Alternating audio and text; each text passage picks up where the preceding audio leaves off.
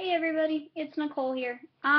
So I totally didn't plan to make as many videos these past couple of days as I have, but I am making this one because I have started and finished a book, which in my last book review video I said was not even going to happen, but it did. Here's the catch. It is not one of my grandma's collection because my grandma's collection is on my shelves in my closet, which are currently blocked by lots of presents for Christmas, so I can't get to them. But my friends, as I told you a lot, have come over this weekend. We hung out, and one of my friends gave me a bunch of books to read. I recently started a What Would Jane Do segment for one of those books, and she gave me some other books. So these are book reviews. They're just not from my grandmother's collection. So the book that I just started and finished, read it in 2 days, because I was that captivated by it, I guess. I don't know. It was interesting. So this book is called Chasing the Moon. It's by A. Lee Martinez. I've never heard of him before as an author, honestly. I'm not sure exactly what my friend was thinking when she picked up the book, but you know, she knows me pretty well. And when I first sat down and started reading this, it just was weird. So weird. I mean, the book never stops being weird, but I was just like, what the heck am I reading? And then, you know, by chapter 3 or 4, I was like, I gotta, what's going on though? What's going on? I would definitely, out of my 5 ranking, I would actually give this book a 4. So, you know, it's been a while since I've been able to give a book a 4.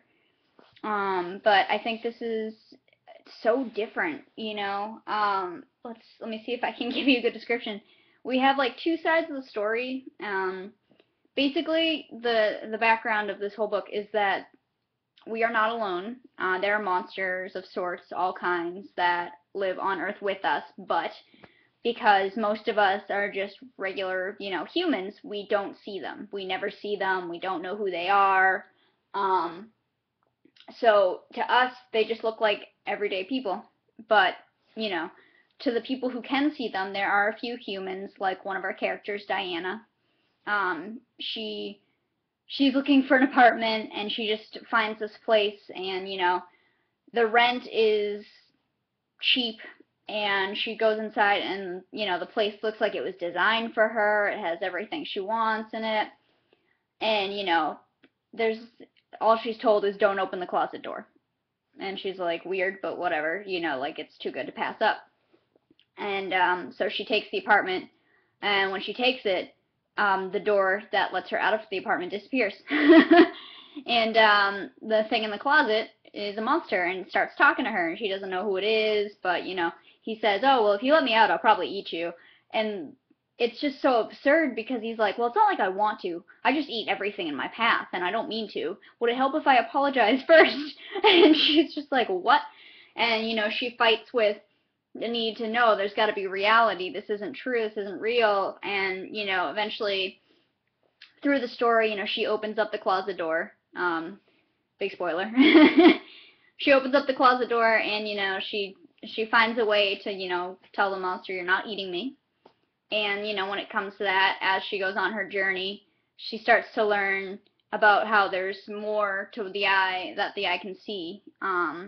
And she starts meeting all these monsters and everything, and it's crazy.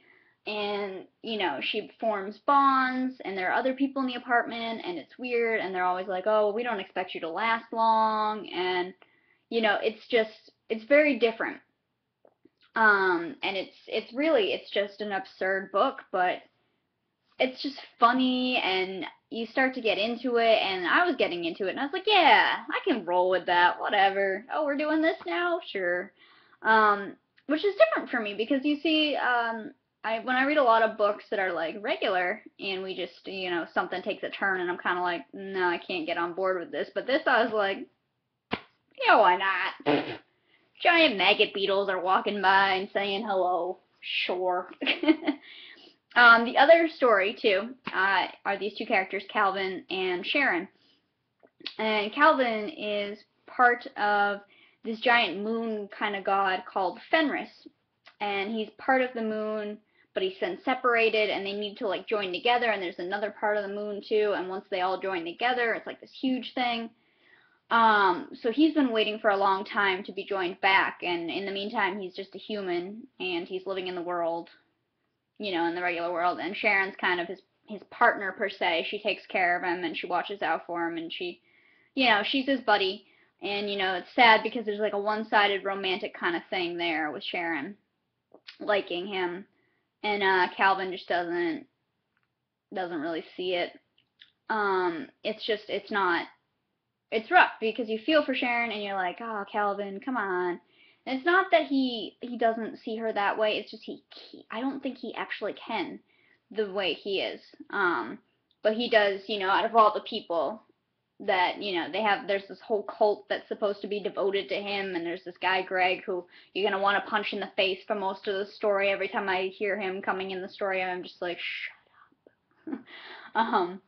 But, it's interesting. It's a lot of monsters, and it's a lot of craziness, and things at some points in time just happen really, really, really fast, and other points are kind of slowing down.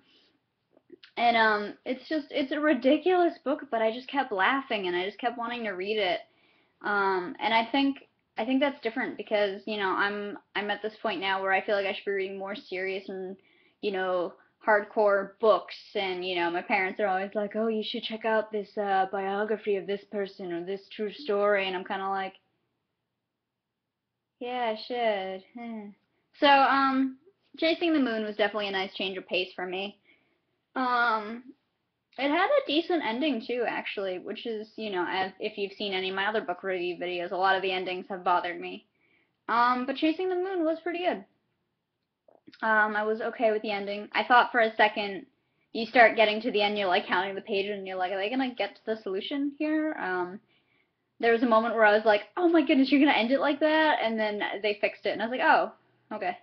Because I was gonna say, if you're gonna end it like that, but no, it was a good book, and I'd recommend it definitely if you're looking for something a little funny, something to get you through, something out of the ordinary. Chasing the Moon is definitely that. Monsters, silliness, the moon.